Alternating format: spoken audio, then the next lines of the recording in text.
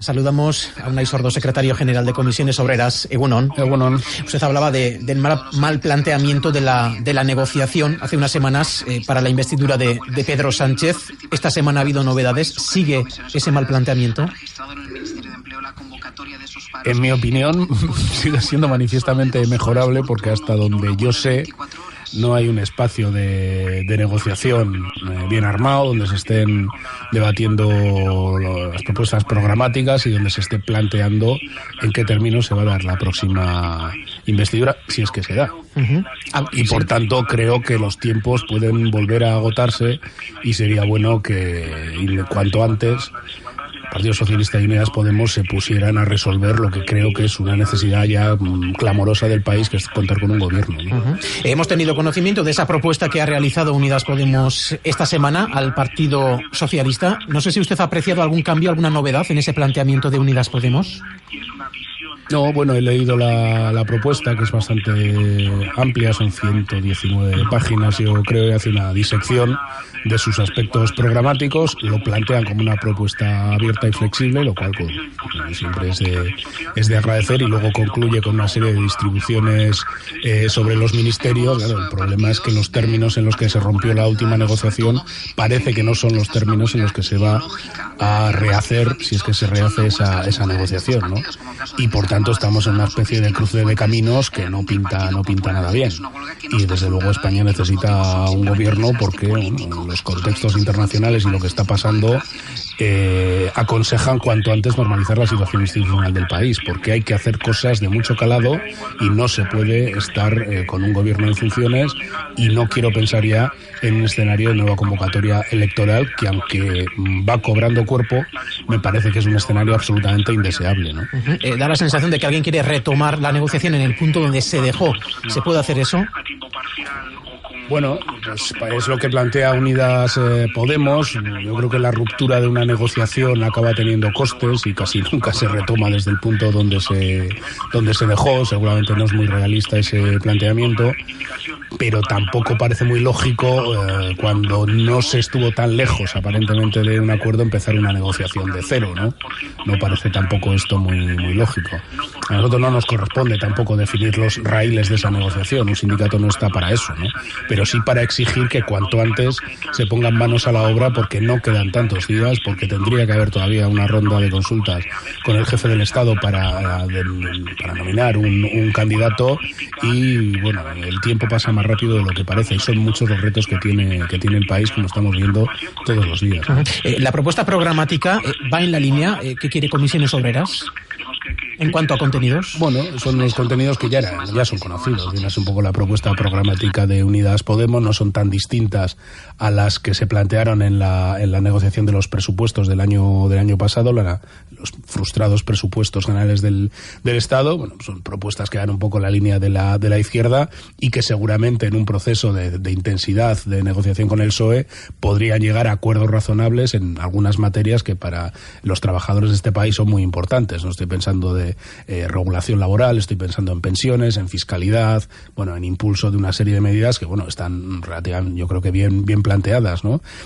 Pero es un papel. Aquí de lo que se trata ahora es de hacer una negociación política con sentido, con realismo también, y sobre todo determinar cómo se va a salvar pues lo que ahora mismo parece que divide radicalmente al PSOE y a Unidas Podemos, que es la conformación del próximo gobierno, ¿no?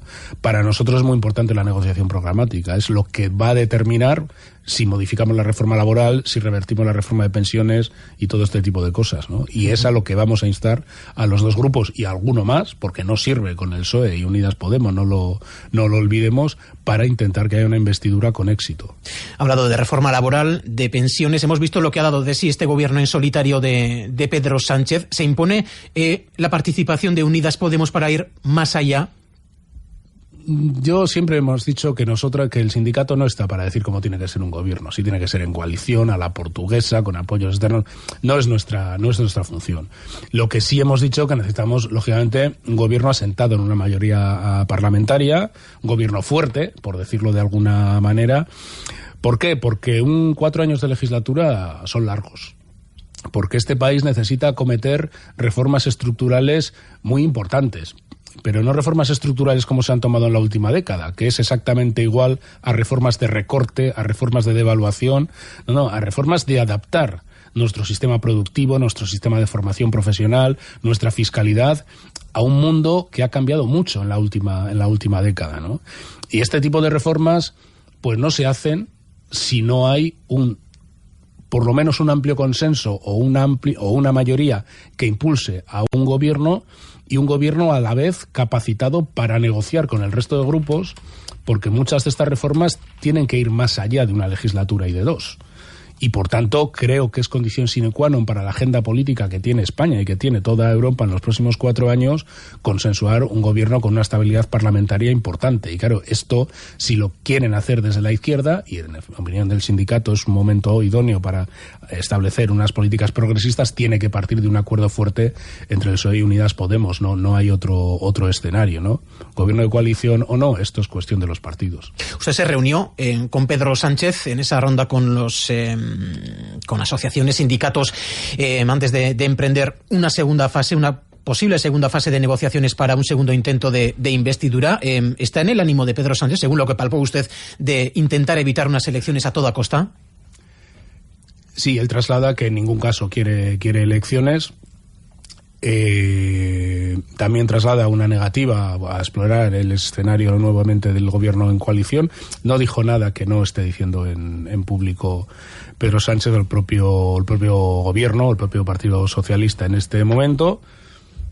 También esa era la posición de partida en la anterior renegociación. Bueno, nosotros lógicamente tenemos conversaciones con todos los partidos, con mucha gente involucrada en esta negociación, y a lo que estamos instando es que las posiciones de partida de cada uno son legítimas, evidentemente, pero en una negociación todo el mundo tiene que dejar pelos en la gatera, ¿no? Y esperemos que impere un mínimo sentido de la responsabilidad, porque la repetición de elecciones yo creo que es una temeridad para la izquierda. ¿Qué riesgos acarrearía desde el punto de vista sindical una repetición electoral? Bueno, yo en primer lugar creo que acarrea un riesgo, si me apuras, como país. Es que no es serio.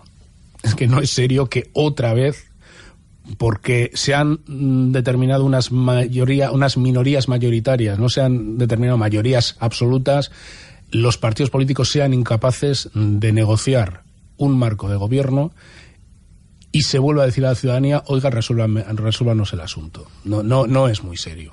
Punto número 1. Punto número 2, porque no se puede perder tanto tiempo. Muchas de estas reformas son muy importantes. Cuando nosotros hablamos de corregir los aspectos centrales de la reforma laboral, no lo estamos diciendo por una cuestión de cabezonería nuestra, sino porque gracias a esa reforma laboral hay gente cobrando ahora mismo en España salarios de miseria. Y si modificamos la reforma laboral tenemos mucho más fácil mejorar esos salarios de miseria. Y por tanto, el tiempo es importante, ¿no? Y creo que no es no es muy serio. Y luego, claro, hay cuestiones, es decir, ¿cómo se van a revalorizar las pensiones en el año que viene? Es que hay cosas que hay que ir haciendo ya. Si se quiere revisar el Estatuto de los Trabajadores, ¿alguien es consciente de cuánto tiempo vamos a necesitar en una negociación que produzca un cambio sustancial, sin hablar ya del nuevo Estatuto del siglo XXI, que me parece muy pretencioso, pero si se pretende incorporar cómo regulamos todas estas formas de lo que la digitalización está impulsando en la nueva economía de plataforma y todo esto, esto no se hace de un día para otro. Las pensiones no es solo derogar la reforma del 13, es hablar de la estructura de ingresos de la seguridad social. No se puede perder más tiempo. Está el Brexit a la vuelta de la esquina. Hay una guerra comercial en el mundo que va a tener influencias, que está teniendo ya influencias de ralentización económica en Europa, en Alemania, en España, en Euskadi. Tenemos la sentencia del Procés en el mes de octubre, seguramente, el mes de septiembre. Es decir, la política no puede estar en funciones mucho más tiempo, porque España y Europa está atravesando un periodo de transición, un periodo transicional muy intenso, donde hay que hacer reformas de mucho calado y que no se pueden demorar y dejar pasar los años como se están dejando pasar. Es que llevamos prácticamente 3 años y pico de parálisis política en este país, por si alguien no ha caído en la cuenta, ¿no? Entonces se trata de un mínimo sentido de la responsabilidad como país, y desde luego la gente trabajadora necesita un gobierno que modifique, que abra mesas de negociación con los sindicatos y la patronal para modificar lo que ya es el patrón general del empleo en España, que es la precariedad. Es que más de la mitad de los trabajadores con contrato en este país tienen un contrato temporal, a tiempo parcial o temporal y a tiempo parcial. es que la precariedad se ha instalado ya como una forma ordinaria de trabajar para más de la mitad de las personas con contrato. No digo ya los parados o los que están trabajando sin contrato, ¿no? Bueno, pues esto hay que corregirlo. No se puede dejar pasar el año 2019 y decir, bueno, a ver si volvemos a tirar los dados, vuelven a votar los ciudadanos en noviembre, con un poco de suerte configuramos el gobierno para antes de carnaval y a ver, es que esto no puede ser así. Enseguida vamos con algunas de las cuestiones que ha apuntado, pero claro, ha puesto muchos temas encima de la mesa. Uno se puede preguntar, con las pocas semanas que quedan, la cuenta atrás está en marcha, ¿hay tiempo todavía? ¿Confía usted en que haya tiempo para formar un gobierno estable? Tiempo hay porque todas las negociaciones programáticas, todo el mundo sabe de lo que estamos hablando. Todo el mundo sabe de que hay que consensuar una serie de medidas en las cosas que estoy diciendo, ¿no? Sobre alquileres, relaciones laborales, reforma laboral, reforma de pensiones. Es que va a haber 6-7 cosas que son la bandera de enganche de ese hipotético gobierno y luego tienen que resolver la gobernabilidad. Claro que hay tiempo, lo que pasa que no hay que dejar pasar el tiempo, porque estamos ya 20 y tantos de agosto y el tiempo pasa muy rápido. Y creo que, desde luego, la semana que viene tendrían que ponerse manos a la obra a lo que hasta ahora creo que vuelve a ser más mensajes destinados a poner en dificultad ante la opinión pública a la otra parte, en esta especie de construcción de relatos, que a una negociación en serio, ¿no? Bueno, el paso que ha dado Unidas Podemos yo creo que es importante. Estoy seguro que el Gobierno y el PSOE va a hacer también algún paso de calado en las próximas fechas, pero la cuestión es si tienen la capacidad de ceder en parte las dos fuerzas en liza, abrir el escenario a otros partidos con los que hay que contar, porque las mayorías absolutas no aparecen solas. Y a partir de las mayorías absolutas, las mayorías suficientes para no solo la investidura, sino luego ir sacando adelante las medidas. Porque es que esto no va solo de investidura, esto va de cómo luego se articula una acción legislativa que haga que la sociedad sea menos desigual, sea menos injusta, que acometa estas reformas estructurales. Claro, pues esto no se improvisa de un día para otro, hay que ir tejiendo complicidades, ¿no? Pues bueno, espero que estén a la altura. Uh-huh. Ha hecho usted referencia a la guerra comercial, nos llegan también en los últimos días datos de Alemania, datos preocupantes. ¿Hay realmente motivos para la preocupación? Sí, porque los indicadores así lo ponen encima de la mesa. Ya lleva tiempo habiendo una ralentización de la economía en Europa. En Europa la inversión se ha paralizado mucho en los últimos años. El nivel de inversión en Europa comparado con China o Estados Unidos está muy, muy por debajo y hay, pues bueno, una ralentización soterrada que está afectando más tarde a la economía española, por cuestiones, normalmente España en estas cuestiones siempre lleva un decalaje de tiempo, siempre va por detrás, también porque la cierta expansión de la demanda interna a través de la mejora de los salarios ha servido para mantener un crecimiento económico de cierto vigor en nuestro país, y bueno, más o menos se ha ido salvando esta ralentización, ¿no? Pero todo parece indicar que en los próximos trimestres pues la cosa no va a ir a mucho mejor. Yo tampoco quiero pronosticar que vayamos ni a una recesión ni a una crisis, creo que es muy pronto para afirmar esto, creo que hay muchos elementos geopolíticos que están influyendo ahora mismo. Es verdad que todo lo que pueda salir mal acaba saliendo mal, teniendo en cuenta el percal que gobierna ahora mismo alguno de los principales países del mundo, no digo ya ahora con Boris Johnson pilotando el Brexit, bueno, Donald Trump, la guerra con China, bueno, son elementos de preocupación que desde luego sindicalmente nos preocupan muchísimo porque pueden afectar a la creación de empleo y a la destrucción de empleo. No está escrito que no se vaya invirtiendo la creación de empleo por destrucción de empleo. Ya se ha ralentizado la creación, se crea menos empleo, aunque se sigue creando, y bueno, vamos a ver cómo evolucionan las cosas. Por eso también necesitamos una acción pública de cierto vigor. Necesitamos reformas fiscales que hagan que en momentos bueno, ahora se está especulando que Alemania va a poner encima de la mesa una política de estímulos fiscales, veremos de qué manera, si impulsando sectores, impulsando inversión pública, tienen margen, porque tienen un superávit público de cierta importancia. España no, España sigue en unos términos de déficit mucho más manejables que hace unos años, pero en términos de déficit público, y por tanto para impulsar la inversión pública necesita una reforma fiscal que mejore la capacidad de recaudación del Estado, ¿no? Bueno, pero todo esto hay que hacerlo, y además esto no se hace hoy y tiene efectos mañana, sino en todo caso tiene efectos en el próximo año fiscal, ¿no? Entonces, claro, cuanto más tiempo se pierda, menos márgenes para hacer cosas, ¿no? Claro, porque uno lee los datos que acaban de dar a conocer desde su sindicato, la mitad del empleo es precario ante una nueva amenaza de crisis si es que llega esto a donde puede llegar. Sí, tiene toda la pinta de que como pasemos de ralentización a cierta recesión, en España va a volver a tener efectos en la destrucción de empleo. ¿Por qué? Porque si todo lo que se hace es lo mismo, al final las cosas salen igual. Si volvemos a tener una tasa del 27% de temporalidad, si las empresas se han acostumbrado a que cuando hay un mínimo problema, la forma de ajustar el volumen de trabajo es despidiendo gente. Cuando no se han adoptado fórmulas alternativas, por ejemplo, como en su día se hizo en Alemania, para evitar, en vez de despidos, reducciones de jornada los trabajadores para que no se les despida y una prestación social que apoye esa reducción salarial. Si no se innova un poco, pues vuelve a pasar lo que ha pasado siempre. Y seguramente en España, como hubiera una recesión severa, volveríamos a tener tasas de paro, no voy a decir del 24 o el 26%, pero se volvería a destruir mucho de ese empleo temporal que se creó que se ha creado en los últimos meses, ¿no? Uh-huh. Un año ya del acuerdo para el empleo y la negociación colectiva. ¿Con qué balance después de un año? Bueno, moderadamente satisfactorio. Yo creo que es para estar satisfechos por la simple razón de que creo que hubo un antes y un después de la firma de ese acuerdo. Por primera vez en bastante tiempo, los salarios pactados en convenio colectivo están ganando poder adquisitivo de una forma palpable. Es verdad que con la reforma laboral esto tampoco te garantiza todo, porque es mucha la capacidad que tienen las empresas hoy en día de modificar lo pactado en convenio colectivo, o porque muchas de las nuevas contrataciones que se hacen en las empresas se hacen en las condiciones más bajas de esos convenios colectivos, ¿no?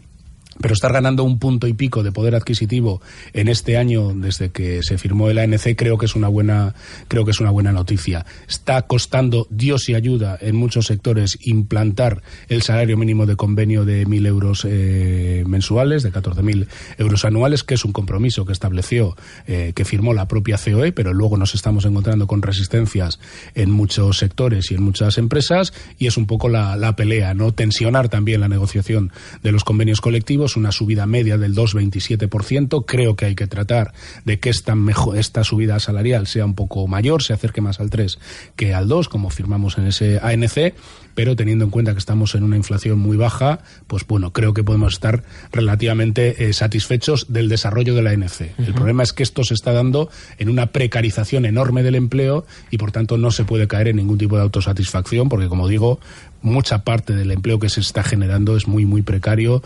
Cada vez se rotan más en los puestos de trabajo. La duración media de los contratos es más baja que en la propia crisis económica, lo cual pues también es llamativo. Se están reproduciendo algunas de las viejas y peores inercias del comportamiento del mercado laboral en España, porque ha habido leyes que lo han impulsado también. Uh-huh. Un acuerdo con la patronal, por cierto, la patronal que en algún momento se ha mostrado favorable a unas elecciones.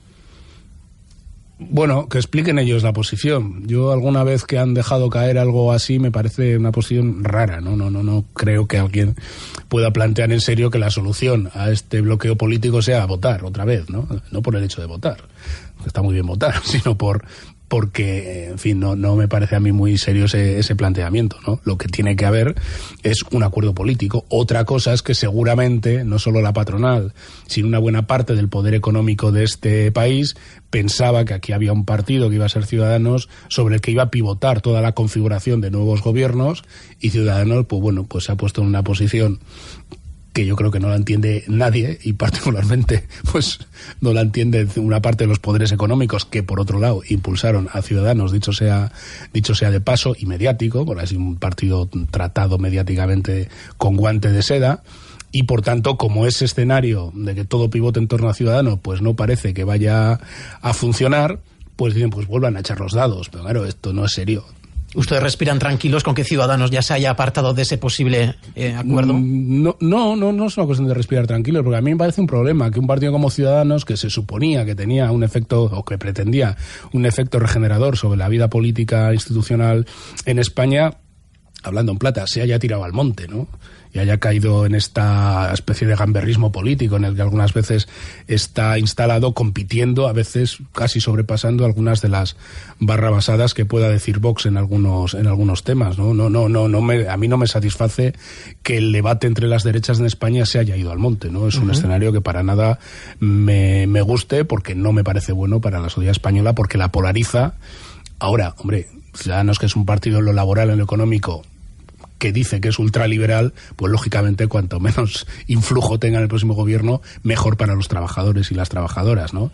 Pero no soy yo muy partidario del cuanto peor mejor, y que si están Rivera, Casado y Abascal echados al monte, mejor. No es un escenario que a mí me guste. Uh-huh. Le hemos visto con el pañuelo de fiestas de la escena rusa de Bilbao, que lo lleva allí. No sé si lo ha visto, tal vez no, pero ha sido, yo creo que una de las imágenes en las redes sociales en los últimos días, jóvenes haciendo botellón en la plaza de la Arriaga y autónomos, falsos autónomos de Globo, de Libero, llevándoles comida, porque evidentemente esos jóvenes, entiendo que muchos menores han pedido comida a través de la aplicación, a esa figura laboral tan discutida y tan combatida por la parte sindical. ¿Qué reflexión le provoca esa imagen? La imagen primero te provoca la reflexión de que, joder, te vas haciendo mayor, porque esto, cuando yo estaba en fiestas de Bilbao, en serio, veo esto, me hago cruces, ¿no? Pero bueno, pasando de la broma, vivimos una sociedad terriblemente hedonista, ¿no? Y donde chavales que seguramente están haciendo botellón para ahorrarse 10 euros que no se pueden permitir en un bar para tomarse un cacharro, contratan el trabajo de otros chavales o chavalas ultra explotados, a deshoras, andando en una bicicleta en una zona festiva donde lo más fácil es que te pegues un leñazo con una cera o con o que va pasado de alcohol. Es es una imagen para reflexionar, ¿no? Y de fondo, claro, la regulación de estas nuevas realidades, ¿no? No puede ser que porque ahora la puesta en contacto entre un cliente y un proveedor, en este caso de una comida rápida, sea una aplicación digital en vez de un teléfono, como era hace unos años cuando algunos repartíamos pasteles por nuestro barrio, por ejemplo, eso sea un motivo para deslaboralizar un sector.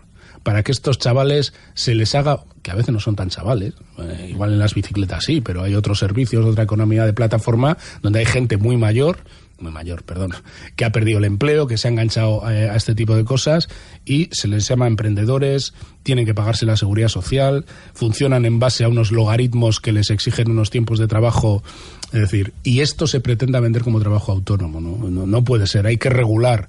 Esto lo estamos intentando, es mucho el trabajo que se está haciendo, no solo en lo más visible, los riders, los Uber, Deliveroo, no sé qué, sino en las conserveras, en las cárnicas y en otros sectores donde estamos consiguiendo, con mucha colaboración, por ser justos con la Inspección de Trabajo, regularizar a decenas de miles de trabajadores que en España hace 4 días se estaban pagando la seguridad social y no cobraban los convenios colectivos, y ahora están cobrando los convenios, tienen seguridad social y muchas veces han sido integrados en las empresas principales. Esta es una pelea soterrada que se está librando y que está saliendo bien en muchos sectores, pero hay mucho más que hacer, porque el potencial que tiene esta utilización perversa de la digitalización para desregular una buena parte del mercado laboral, seguramente ni somos capaces de atisbarlo todavía, ¿no?